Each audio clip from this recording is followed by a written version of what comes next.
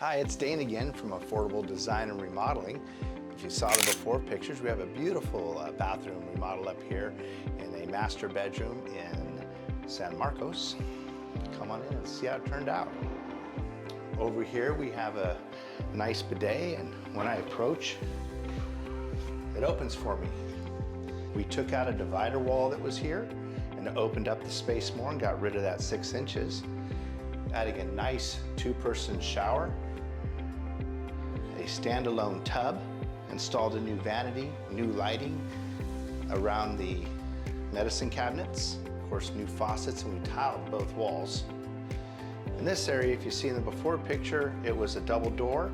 We installed a pocket door to allow us this space to put in this beautiful full-length mirror. And being upstairs and getting up in the morning, the first thing you need is your coffee. We have a nice little coffee station here. We put in the same backsplash that we have in the shower, bring it all together. Thanks again for enjoying another beautiful bathroom by Affordable. Give us a call.